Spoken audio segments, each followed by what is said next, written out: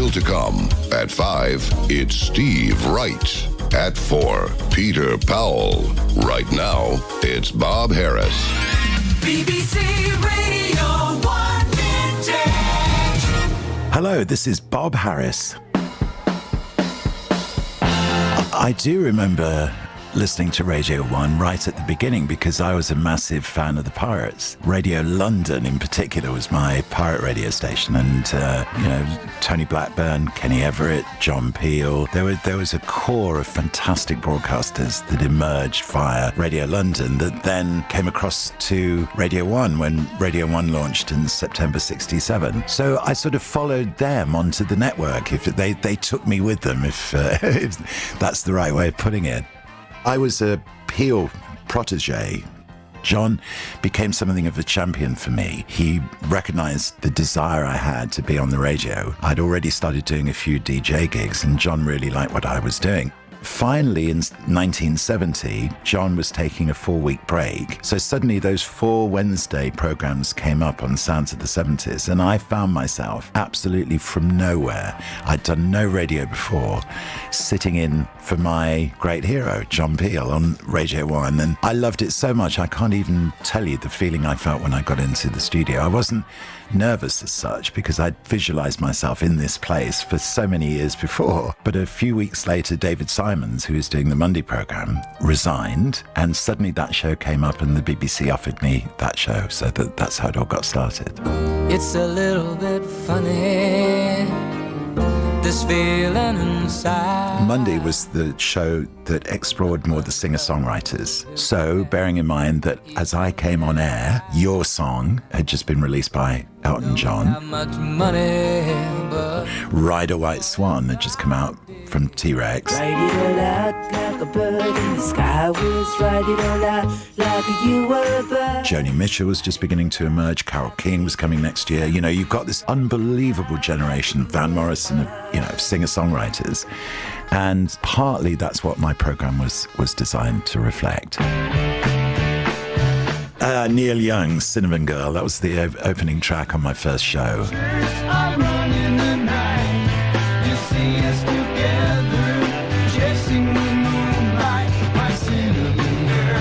Typically, sessions from people like Free, Wishbone Ash. Wishbone Ash had their first ever broadcast on my first ever show, so we were, very much connected, the two of us.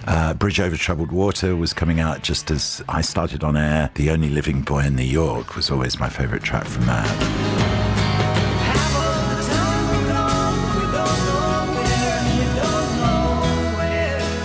And Court and Spark by Joni Mitchell, and crucially, sort of early Van Morrison. I loved Astral Weeks. there you go, there you go. Stand in the sun, darling. My second programme, I think it was, we had a session with Elton, with the band that he had with him at the time. They came into Maida Vale, recording 4 tracks, with the band playing more or less live. You're capturing live from the floor straight to tape. It was so formative for me because then the idea that a radio program is a gateway for new artists to give them some exposure on air, that just became part of the DNA of what I've done ever since. So live sessions and supporting new artists is what the petrol in my engine has always been about. Such an important night. This is Radio 1's first all-night show through until 4 o'clock. I have such great memories of Radio 1. I launched the overnights, I think it was April 1991, and now Radio 1 is 24 hours. So I feel part of the history. To hear the full interview, download the podcast at bbc.co.uk/Radio1Vintage. 1FM. The UK's favorite DJs. Bob Harris. Radio 1.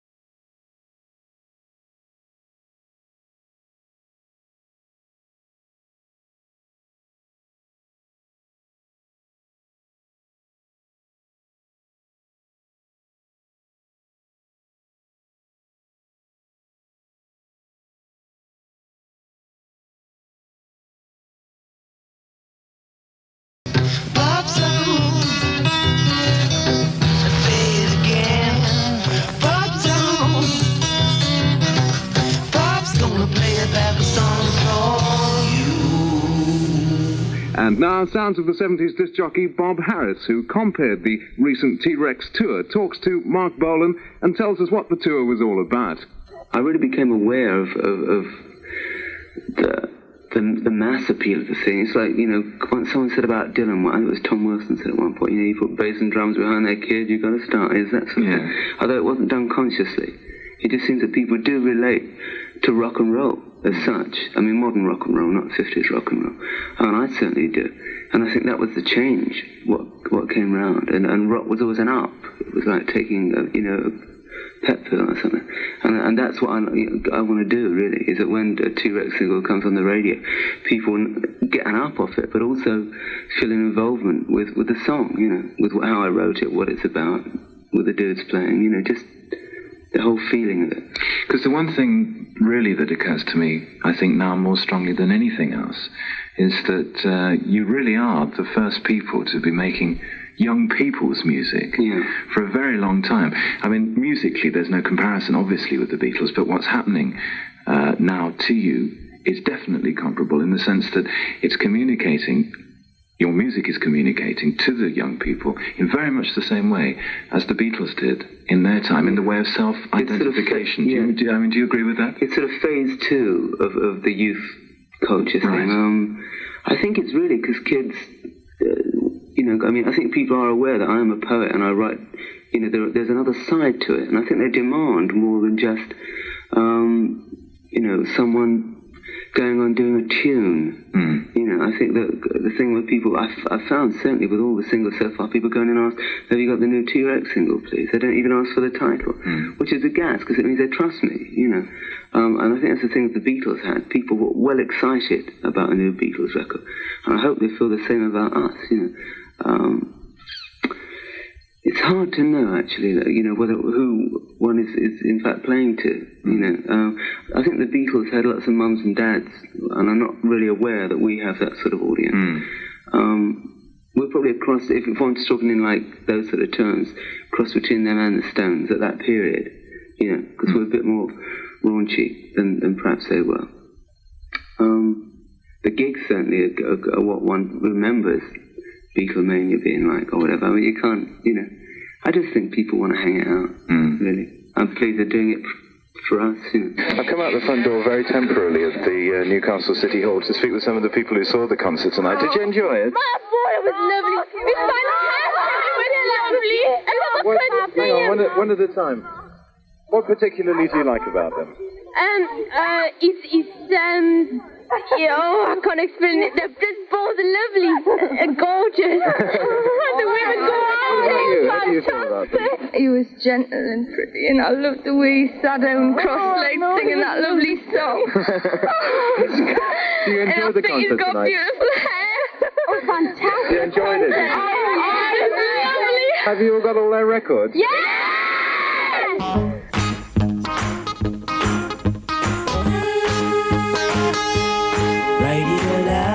Like a bird in the sky was, ride it all out like you were a bird.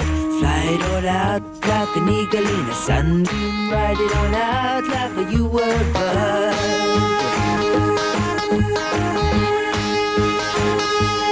Wear a tall hat like a druid in the old days. Wear a tall hat and a tattooed gown. Ride a white swan like the people of a Belgium. Wear your hair long, babe, you can't go wrong.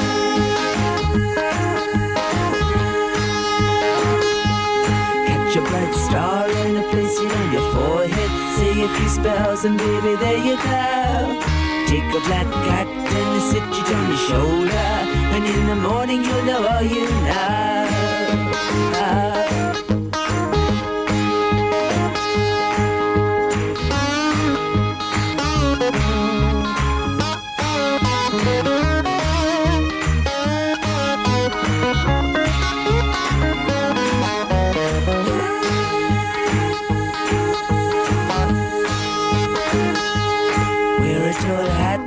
Druid in the old days, wear a tall hat and a tattooed gown.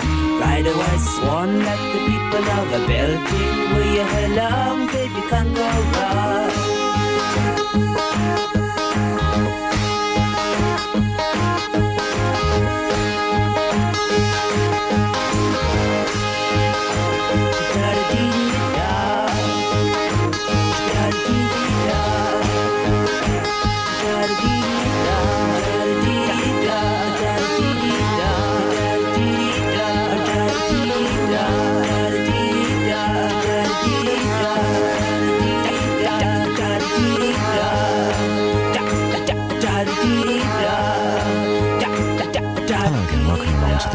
This is Bob Harris introducing a compilation programme of some of the nicest music from the In Concert series during 1975.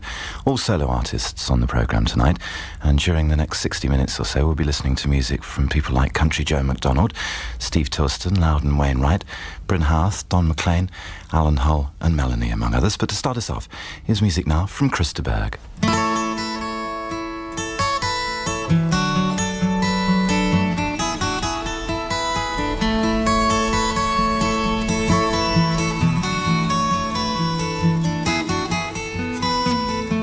Darling, it's been a long, cold, lonely winter.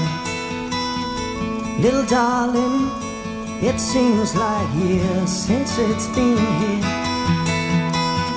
Here comes the sun, here comes the sun. It's alright. Little darling, oh, the smiles on their faces. Little darling, it seems like years and years since it's been here. Here comes the sun, here comes the sun. It's alright.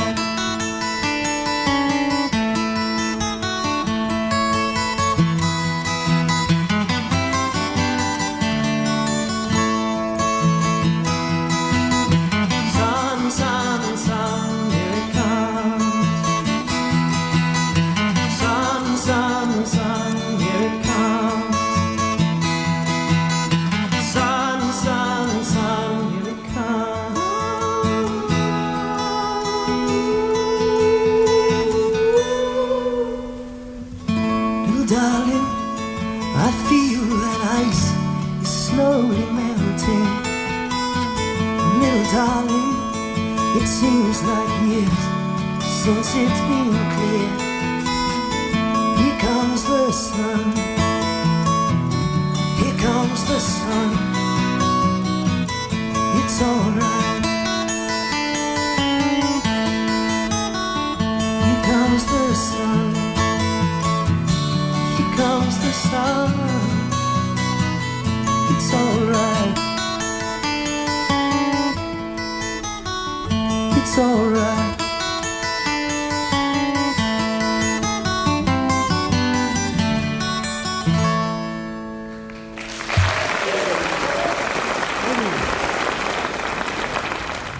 Well, it's been interesting to see just recently how many people have been going back and re-recording old Beatles songs. Leo Sayers' last single, Let It Be, comes immediately to mind, and that was Krista Berg recording one of the songs from the Beatle album Abbey Road, a George Harrison song called Here Comes the Sun, recorded for the In Concert programme in March this year. And once a year, I'm glad to say, Loudon Wainwright comes over to Britain to pay us a visit. The last time that I saw him was on a marvellous sunny summer day at the Cambridge Festival in 1974. But in fact, in 1975, he came into the concert programme around the middle of the year to record some songs for us then, and the first of those was by Centennial Anniversary.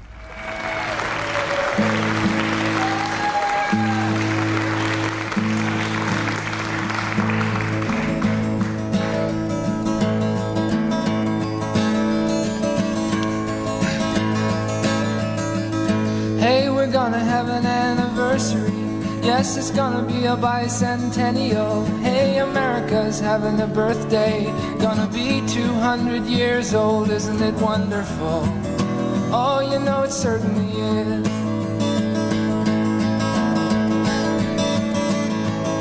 Goodness, what a wonderful country. Wow, what a nifty history. Oh, gee, it's a powerful nation, and it's been 200 years now, isn't it wonderful? Oh, you know it certainly is.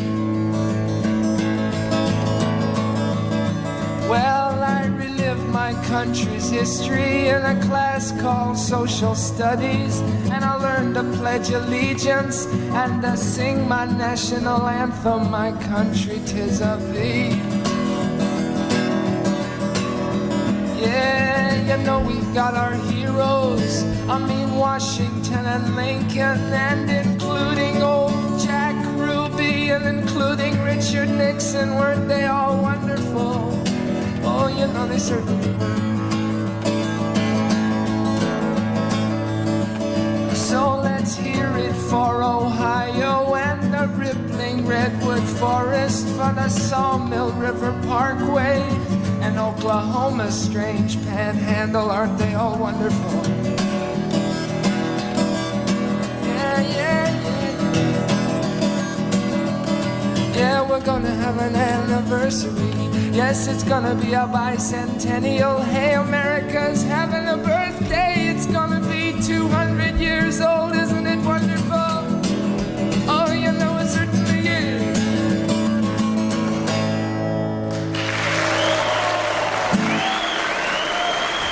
Thank you.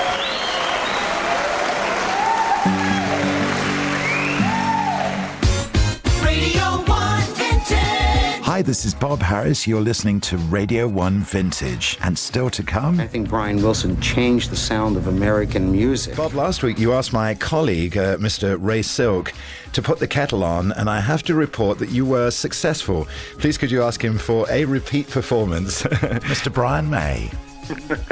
I'm smiling here, Bob. Radio 1 Vintage.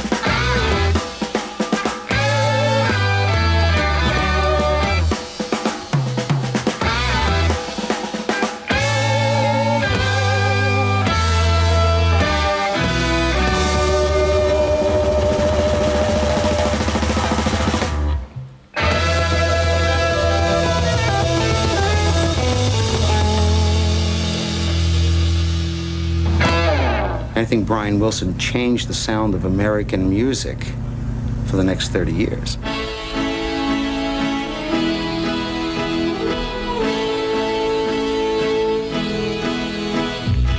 BBC Radio 1 presents The Beach Boys story narrated by Bob Harris.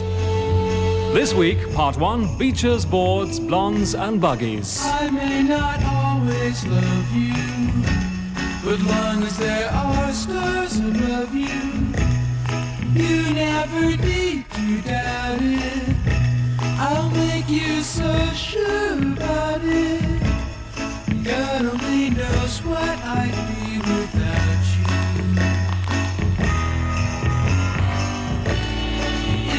Should ever leave me, well, life will still go on, believe me. The world could show nothing to me, so what good would living do me?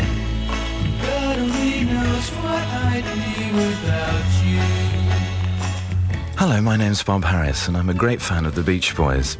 Now, that in itself may not qualify me to spend an hour a week for the next 6 weeks telling you about them and their career, but I do rate them as the most important and influential group to have come from America. I also think that much of their more recent music has been underrated and overlooked, and if this series can help to right that situation, then I'll at least have partly repaid the debt I owe for all the enjoyment their music has given me. If everybody had an ocean across the USA, then everybody'd be served like California. You'd see them wearing their baggies, Warachi sandals too, a bushy blonde hairdo, surfing USA. You'll catch them surfing at Del, Ventura County line, Santa Cruz and Australia, Caribbean, all over Manhattan, and down the Meany Way. Everybody's gone surfing USA. We'll all be planning out a route we're gonna take real soon. We're waxing down our surfboard, we can't wait for June. We'll all be gone for the summer, we're on safari to stay. Tell the teacher we're surfing USA. And Anchor Keys and Swan, Pacific Palisades, San Onofre and Sun, Redondo Beach and LA, all over La Jolla and Waimea Bay. Everybody's gone surfing USA.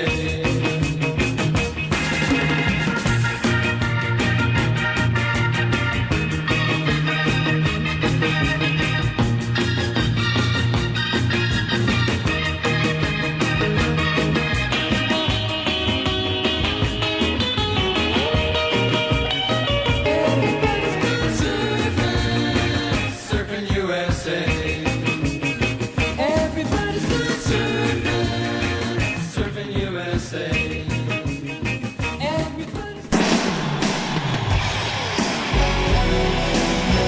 From midnight to morning, this is Bob Harris.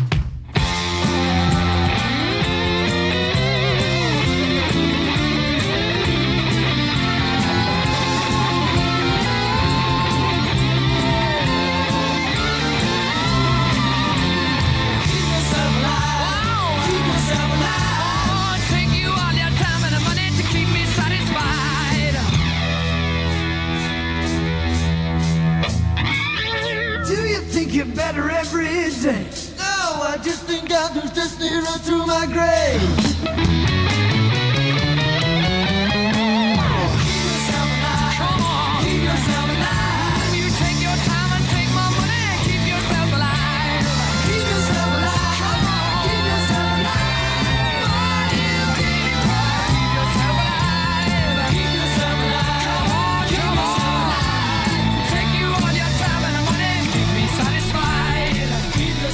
1973 was the year, and that's the first piece of music I ever heard on vinyl from Queen.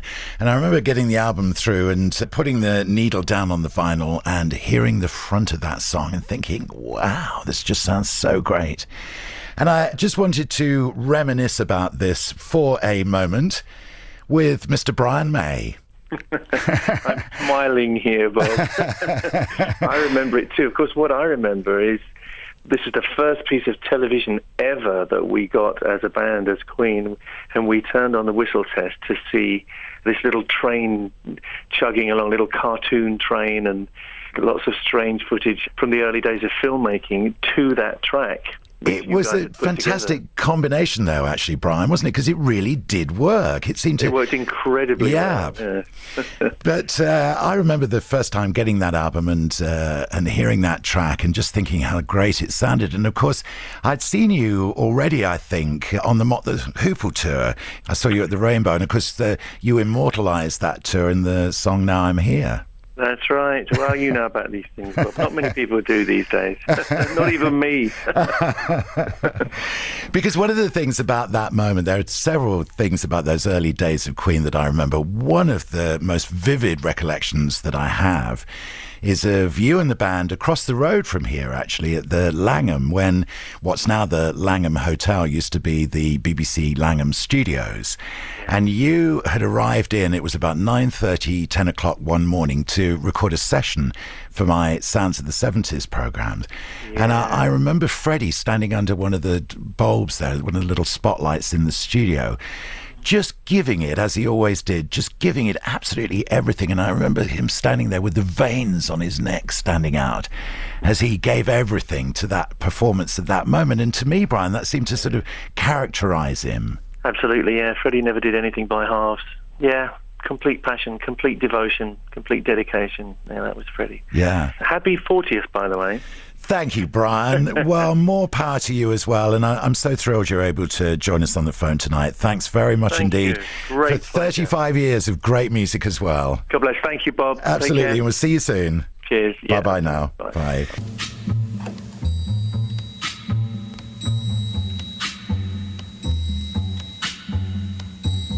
Hi there, this is Benny King, and this is Bob Harris's all-time favorite, Stand By Me. Okay, Bob, let's hear it.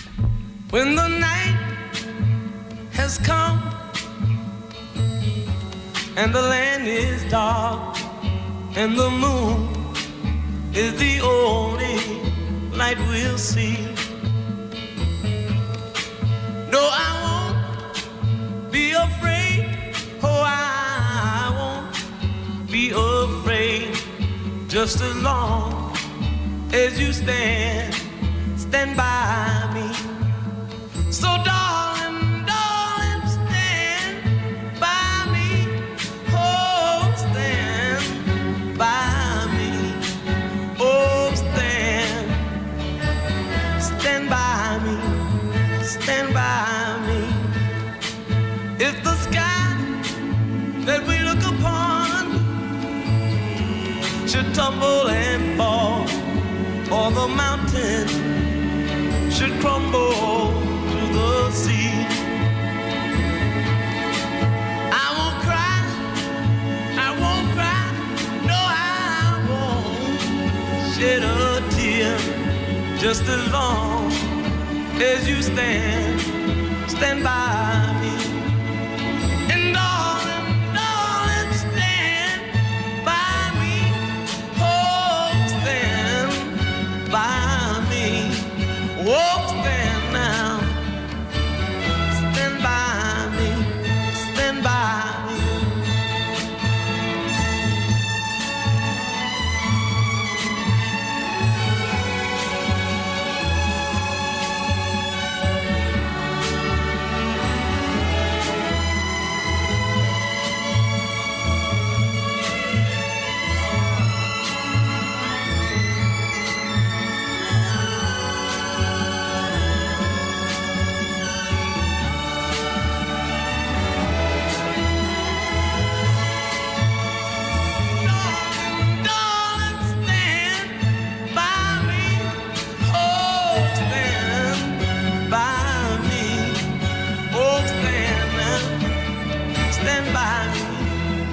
stand by me.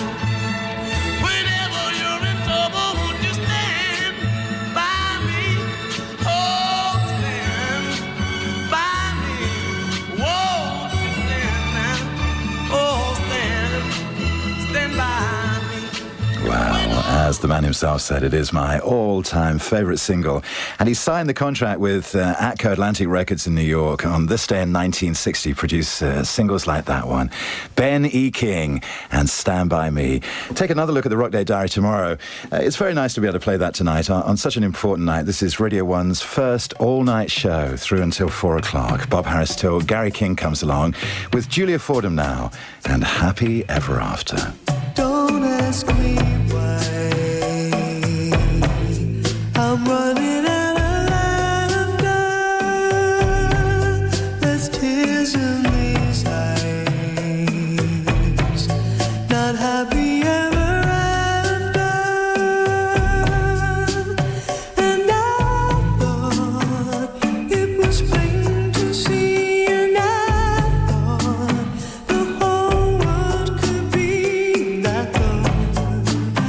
We'd be happy ever after. And you could say that I'm living in a pirate dream. It's just looking back, things are never what they seem. And I hope I can safely say, and I hope most things go my way, and I hope I'll be happy ever after. Down in Southern Africa, no happy ever after. Not now, but soon, forever. While they're sitting comfortably in that white winter city, how can we be happy ever after?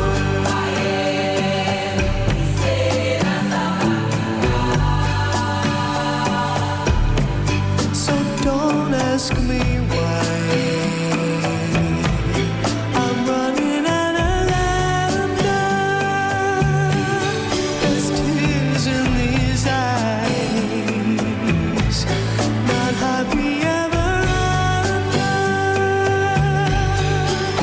And I thought it was plain to see, and I thought it may be you and me, and I thought we'd be happy ever after.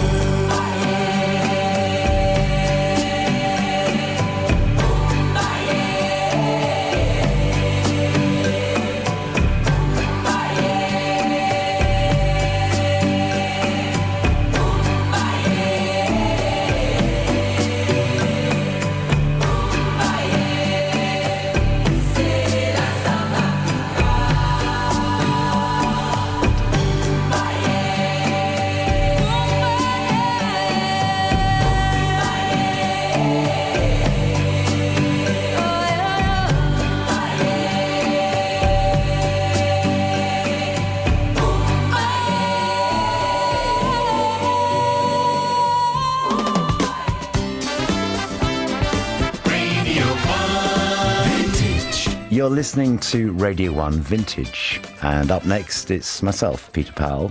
So, be with you in about 20 minutes. You've got a friend, the happy sound of Radio 1 Vintage.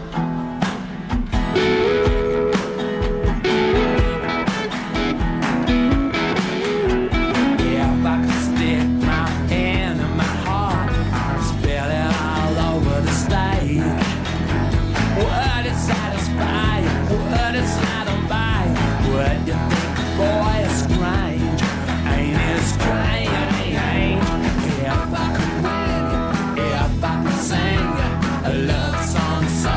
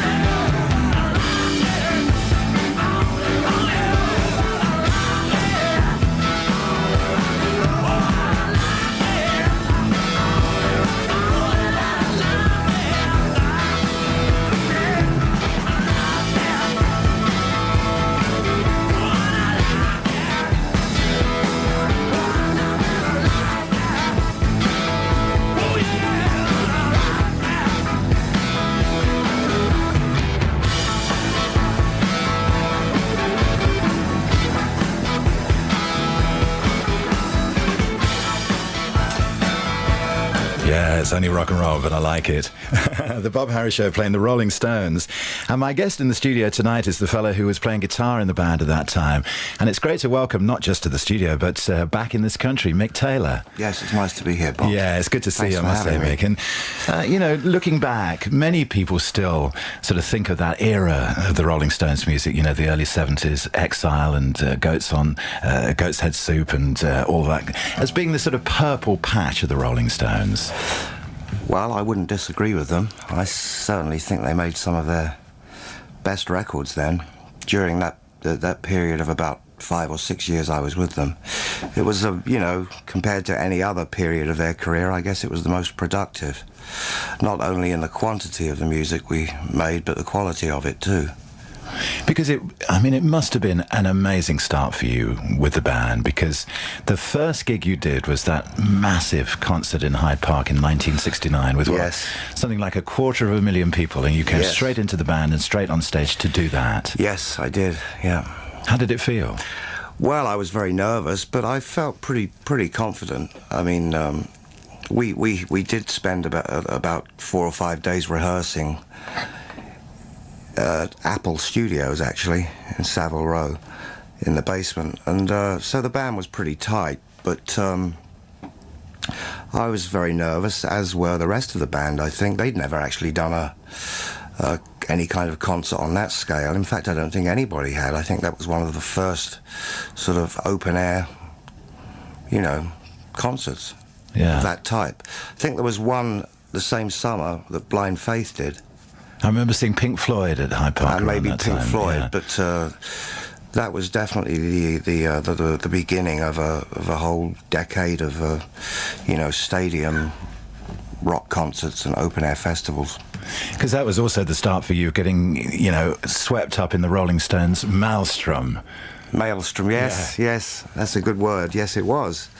And shortly after that show at Hyde Park, we did we toured America, which also had you know, that ended with the Altamont debacle, you know. Yeah. I mean, it's impossible, isn't it, to try and measure what happens to you when you get involved in the activity that surrounds a band that has got the power of a group like the Rolling Stones. I mean, particularly on tour, I would have thought, crazy times from time to time. Yeah, I mean, yes, it's something that you actually, you sort of examine it years later. You don't really think about it too much when it's all happening. You're too caught up in it, you know. But it was, I mean, you know, it was great fun. I mean, I have my memories of that time. I have very fond memories of that period, especially the tours. They really were good. I mean, it wasn't just that they were fun, but I mean the band did kind of reach some kind of musical high at the time, and the concerts got progressively better and better. The band was better and better. The sound was better and better. I mean, there's a lot of bootleg albums from that period that reflect that, you know. And I mean, people did see you at the time as being, you know, bringing in the music, as it were. Because, I mean, with all the pyrotechnics on stage, I mean, you were thought of as being a musician in amongst all this. Does that make sense? The quiet, introspective musician. Well, I suppose compared to the rest of them, I was. I mean, although Charlie Watts, as you probably know, is a very quiet, shy, introspective man, but most of the attention was focused on Mick and Keith, and we were actually glad of that, you know. And you brought your guitar in with you tonight, Mick. Yes, I brought a guitar, yes. A guitar. What are you going to play for us? I'm going to play a song that was written by Bob Dylan, and that I actually play with my band at the moment. It's called Blind Willie McTell.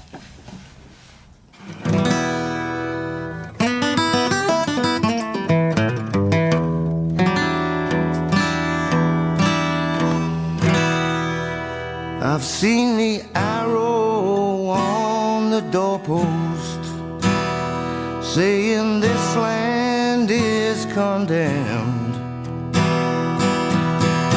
all the way from a New Orleans to Jerusalem.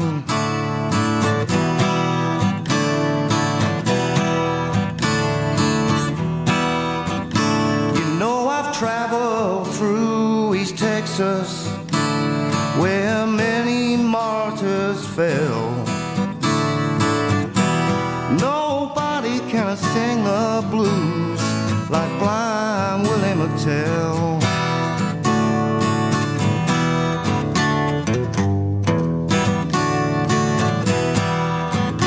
You know those charcoal gypsy maidens, they can strut their feathers well, but nobody can sing the blues like Blind Willie McTell.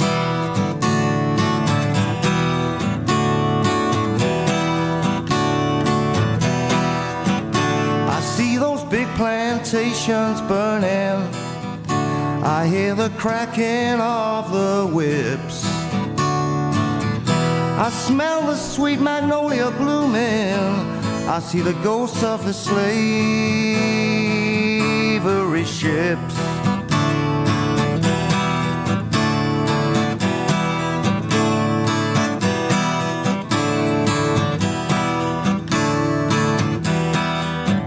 Now there's a chain gang on the highway, and I can hear them rebels yell, but nobody can sing the blues like Blind Willie McTell.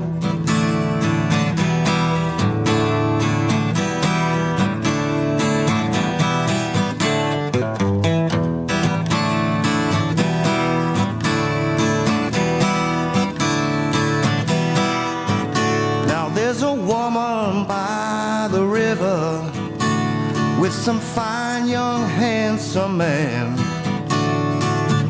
He's dressed up like a country squire with bootleg whiskey in his hands.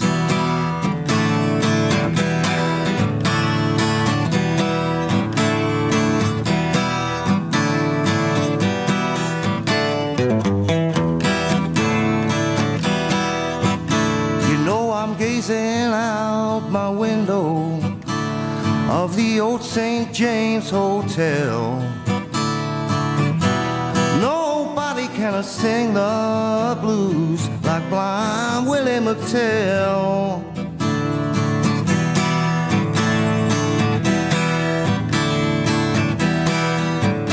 You know that God is in his heaven, and we all want what is his. But power and greed and corruptible seed seem to be all there is.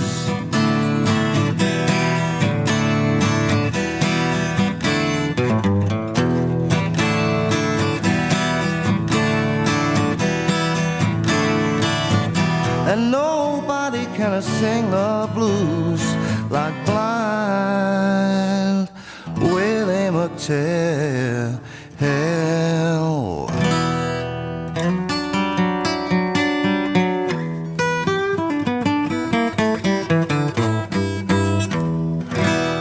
This is really the end of the final live program, and Lynn Parsons, of course, will be taking over from me on Monday, and Lynn left a card which I'd like to read to you, actually. She said, to be honest, it's hardly a celebration, midnight to 4 o'clock. Will never be the same again. But here's a little bottle of bubbly for you and your wife, Trudy, to share on your first night, or should I say, weekday night in bed together. Lots of love from Lynn. And if you too regularly do night shifts, you'll know exactly what Lynn is talking about. In a sense, you know, Trudy and I now sort of begin our new life together. I'll actually sort of experience what it's like to get up at 8:30 in the morning with Miles. So I wish all the very best and lots of good luck to Lynn. I would also like to thank for his friendship and you know, for the marvellous entertainment that he's provided, sitting watching through the glass to Nicky Campbell each evening. During this past 3 or 4 years, Nicky and I have built up a very strong friendship, which has become increasingly special to me, and I've admired his broadcasting skills very, very much. In addition, you know, people like Steve Wright, who's always been so supportive here, Steve Edwards, with whom I've become very, very good friends, DLT, who's been very supportive over recent weeks, and also the late Alexis Corner and the late Roger Scott. Roger was such an inspiration. And the people who've worked on the programme over recent years. Julie Laird, you know, has a very, very special place, really, because Julie was my RPA, as they're called here at the BBC. She worked with Phil and myself in the early stages of the overnight programme and really kept the whole fabric of the behind the scenes together. And I felt when Julie left, you know, it would be very, very difficult to sort of find someone to take her place. Well, not only has Sue Baines done that, but Sue's work on the show over this last year or so has been inestimable. I just cannot thank her enough. I would also like to thank Jeff Griffin, because Jeff was the person who originally brought me into Radio 1 in 1970 and kind of returned me to Radio 1 in 1990. Johnny Beerling for his faith and support during this time. And I talked about Phil Swern at great length on the programme last night, and I said with Phil in the studio today I wasn't going to embarrass him by going all through it, but, you know, Phil and I will be continuing to work together. The working relationship that we've built up between us is the most special that I've ever had, and there's no way I'm going to let it go. Phil and I are going to continue to work together from now on. And really to you, it's you that's made this programme so enjoyable for me with your phone calls and your faxes and the letters that have come in. We've had something like 1,500, 2,000 letters into the programme during the last 3 weeks or so. And I know it sounds a kind of extravagant pledge, considering the numbers and everything, but, you know, I will have time now over the next, 3 or 4 months, 5 months or so, and I'm going to sit down and write back to every single one. They've each of them meant so much. So thank you. That's all I can say, and I'll see you soon.